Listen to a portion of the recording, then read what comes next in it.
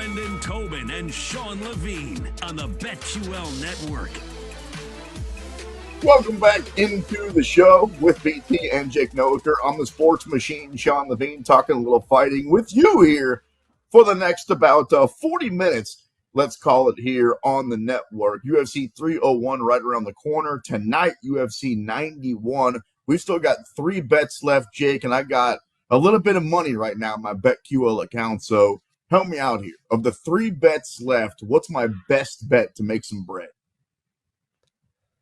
All right, so you got Lipsky and Silva, Guskov and Spann, Nicolau and Perez. I'm leaning Spann, and I like his odds by knockout, right? Like, obviously, we know he can do it. I was going to say I'm leaning Guskov by knockout, so maybe the way to go is just a knockout in that fight. It sounds like it, and I think that's actually going to happen. I actually really like that bet. Speaking of knockouts, let's talk about some other fights that we have coming up on the horizon. UFC 304, my boy Tom Aspinall goes at it against Ciryl Gane. I'm ready to say that I think that Ciryl Gane is a good fighter, not a great one. I think that the heavyweight division needed somebody. He was that big, scary monster. We saw him against Francis Ngannou. But if you look at his record, not all that impressive. Am I crazy to think that Tom Aspinall just dusts that guy up? No, I agree. I think Tom beats Ciryl Gane. Maybe there was a time and place where Ciryl Gane beat Tom Aspinall, but Ciryl hasn't been very active. Tom's been more active, and what we've seen of Tom is absolutely insane. Like, he's becoming one of the best heavyweights we've ever seen. Like, Ciryl Gane had that athleticism, that crazy wrestling, grappling ability when he first came into the UFC, and now all the heavyweight division kind of has that. It's not just a bunch of fat guys throwing haymakers anymore. So I think Tom Aspinall is bigger, badder, stronger, better all around. I think he beats Ciryl Gane. That's the thing about Tom is he's too nice of a guy. His accent is too good. You know what I'm saying? Like, when he came on the show, I was mesmerized by the guy. Man crush immediately. But then he just goes out there and beats up all these heavyweights. I don't think John Jones is scared to fight him.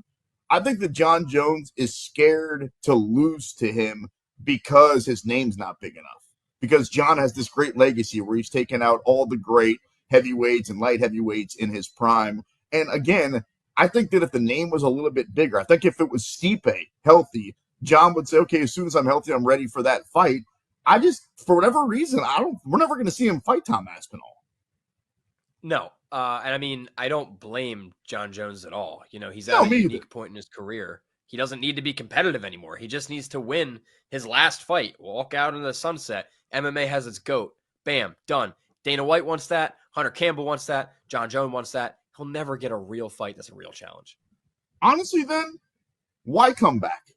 I remember saying the same thing when he came back as a heavyweight and fought Ciryl Gane. And look, it was a very impressive win. Everybody went, oh, John's still there. He's still great.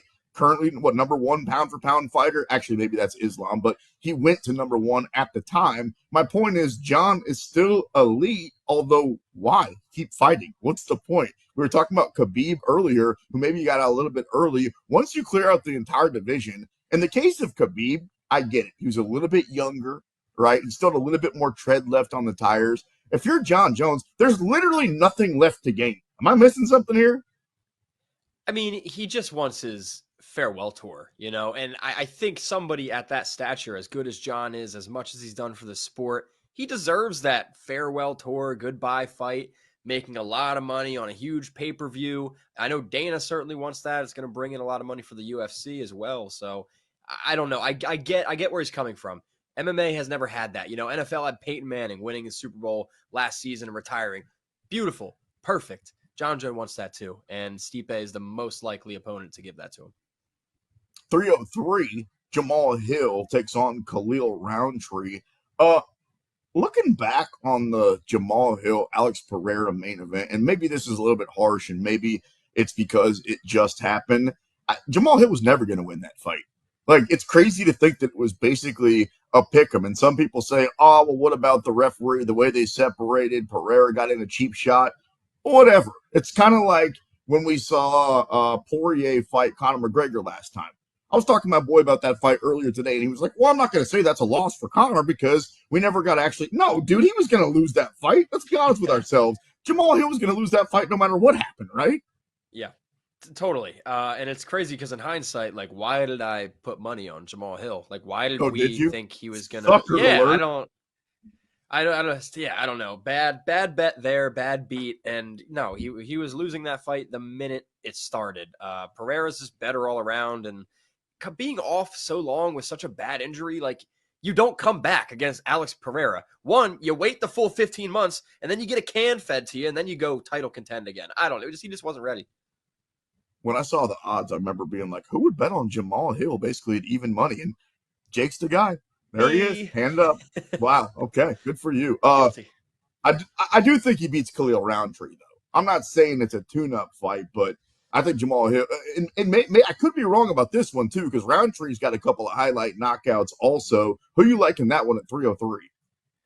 I like Jamal Hill as well. Obviously, light heavyweight, Khalil Roundtree, there's always the chance you get clipped. But Hill's problem isn't really power and sloppy boxing. His power was, or his difficulty was Alex Pereira, technical, best in the world kickboxing. Khalil Roundtree doesn't have that. He might have power like Pereira has, but he doesn't have that technical ability. He's much more of a brawler, closing distance, throwing wild haymakers, and it works for him. But Jamal Hill's the bigger guy, longer, taller, better all-around skill set. Hill should be able to win this. This is a perfect fight for Hill to come back from. Like, we didn't need that Pereira fight. Roundtree would have been a good opponent for him to fight at 300, you know? You also got to be a fight geek like us to really watch this whole card. And there's some sneaky fun fights on there. Killer Cub Swanson against Andre Fili comes to mind. UFC Louisville coming up here in a few weeks. The return of the Killer Gorilla, Jared Cannonier. I love it when that guy steps into the octagon. He's also one of those guys that, like, I don't want to call him a gatekeeper necessarily, but man, he's been really close now for a long time. I guess that's a little bit harsh because he actually did fight for the title, a year and a half ago. Looking back on that, though, kind of crazy also. Like, really? Cannonier had a chance to win the belt? I mean, the whole middleweight division's kind of like that. It's just been Touche. Adesanya. You know, you got Cannonier, Whitaker, Costa, Strickland. Like, there's so many guys who are just on that door. Some of them have even tasted it, but they can't really get past the Pereira and Adesanya monster. I think Cannonier should handle Imavov. I mean, probably a knockout, maybe a decision, but Imavov's just one of those guys who he's long, he's tricky, he's very technical.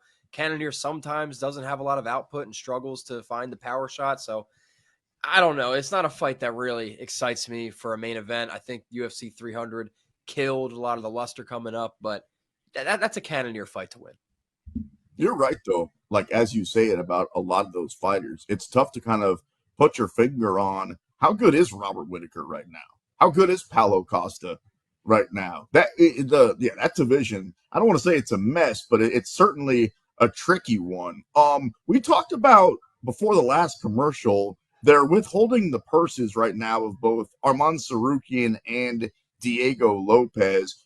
Diego Lopez jumped over the octagon. Did I miss something there? Or is this just the commission holding it over a kid's head? Because that's a lot of money. That's the biggest payday he's ever going to have. Seems a little bit silly. I know technically it's a rule, and you're supposed to have some of your purse withheld and suspended. This happens. Apparently, ever since UFC 229, when Khabib jumped the octagon and attacked Dylan Dennis and Conor McGregor's team, the word on the street is Vegas takes 50% of your purse anytime you jump the octagon now.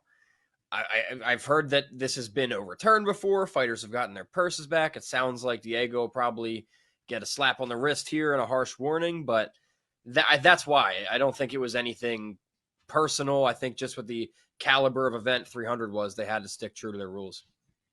You know what that sounds like to me? Jake Noecker, Sports Machine Sean Levine here on the BetQL network.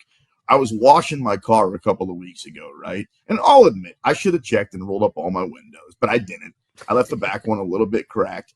Why isn't there a giant sign that's flashing right outside of the car wash that says, hey, idiots like Sean, make sure, double check that all your windows are up because there's about to be a pool in your back seat if you don't. You know what I'm saying? Like, certain things need certain warning. Can I get a warning? Is that asking too much? Can't they tell me right before the fight? I'm talking about right before the fight. Announce who the referee is and then say, oh, by the way, if the winner jumps over the side of the octagon, they're going to half his purse? That's crazy, dude. It is crazy, especially because he got that bonus. That's a big purse, man. That's just the That's commission tough. being stingy. That is tough. And then Arman Sarukian, he was walking into the fight against Charles Oliveira, and I was all amped up because I emptied my piggy bank out on Charles Oliveira, and I was texting everybody I knew that he was going to win the fight. And then next thing I know, I'm not sure the fight's going to happen because Arman Sarukian's punching some dude in the crowd. I'm like, dude, you're so close. You got to at least make it there. If you're going to withhold somebody's money, damn it, take that guy's money. Yeah, I'm bitter, but take that guy's money. Did you see that video too? Like the fan didn't even. I don't think he deserved all that, man. I think that Sarukian was a little bit jacked up. A little bit. And yeah, it's kind of crazy that happened. Speaking of, while we're talking sports here, and then by the way, to finish up the show in our final segment, we're going to bring on friend of the show, Andrew Gombis. NBA playoffs going on as we speak. The Miami Heat got absolutely torched by the Boston Celtics, and you're out east, and you say they suck. Your 76ers finally got a game. You look at me like you got a chance. Don't kid yourself here, dude. You don't really think the Sixers have a across shot the here, screen? do you don't really No. think the Sixers have a shot here. Okay. Honestly, I don't think they make it past the Knicks, but there's hope. I have hope they make it past the Knicks. I have zero hope they make it past whoever they play in the second round. That's just a Philadelphia curse. So, no, I'm not loving the Sixers' playoffs chances. You can't be a front office in Philadelphia and think that Embiid and one other guy is going to win it for 6 or 7 years in a row. How many times do you need to learn the same? I'm sorry, I'm ranting.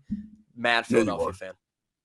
It's all right. Oh, and your former boy, James Harden's actually putting the ball through the hoop. That can't help you at all. It doesn't matter because the Celtics, I think, are going to end up in the NBA Finals. Celtics took care of the Heat earlier today, 104-84. So if you bet that one, you did not hit the overs. You did cover on your Celtics. The early game today, the Thunder absolutely rolled the Pelicans. Looks like they're going to sweep them up 3-0. And then tipping off here, Jake, in just a little while, and then we'll get back to the fights. The Nuggets and the Lakers. It looks like the Lakers are cooked, man. Like, what a weird series this has been, where I would say the Lakers have been the better team. I would say the Lakers have had more minutes where they looked like a better team during the series. Yet also, it looks like the Nuggets are going to end up winning this thing, maybe sweeping it. And then you have to ask long-term questions about LeBron James. Like, this has been a wild one. And for the record, I think the Nuggets roll them tonight. Nuggets right now, 3.5-point favorites at BetMGM. No, Lakers are done. I mean, it's you can't build a team around a 39-year-old, however old he is, LeBron James anymore. It just doesn't work. I love that he has this longevity. He's the GOAT, especially for my generation. But, dude, it's time to hang him up. I know he wants to wait for Bronny next season. That'll be determining where he plays, but that's it. He gets his walk-off into the sunset season next year. Hopefully John Jones follows suit, too. It was so easy to make money during these NBA playoffs. And sorry for sounding arrogant, but like right now, the Bucks and the Pacers, Indiana leads that series up 2-1. And I get it. The Bucks had a couple of clutch shots yesterday. That was a crazy one. If you saw Chris Middleton hit a couple of shots to tie it up at the end, that's the best they got, and they still lost. And they're without Giannis. We'll see if he ends up coming back at all during this series. Bucks are done. A lot of that has to do with their head coach. Same thing with like the Timberwolves and the Suns. Why would anybody think that a team that's led by Kevin Durant was going to take down a team that had, for a long time, the best record in basketball, the Minnesota Timberwolves? What are we talking about? How many different times do we need to see Kevin Durant be the leader of a team, Oklahoma City, Brooklyn, fail, and put your money on him? Right now, of course, the Timberwolves are up 3-0 in that series. So NBA playoffs roll on. Fights go on tonight. We've got a couple of fights left. I've got my money on Superman tonight. That is Ryan Spann. I think he ends up winning that fight by knockout. And then, of course, in the main event, that is Matthias Nicolau taking on Alex Perez. Right now, Perez the underdog at plus 150. Hey, come on. It's Saturday night. Let's get parlayed. Do it with me, people. Alex Perez plus 150. Ryan Spann by knockout. $20 makes us a cool 150 at BetMGM. I like it. I love it. Coming up next, we welcome on friend of the show, Andrew Gombis from Bets and Picks MMA. We talk some more UFC, and then we wrap this bad boy up. That's Jake. I'm the Sports Machine, and you for one more segment right here on the BetQL Network.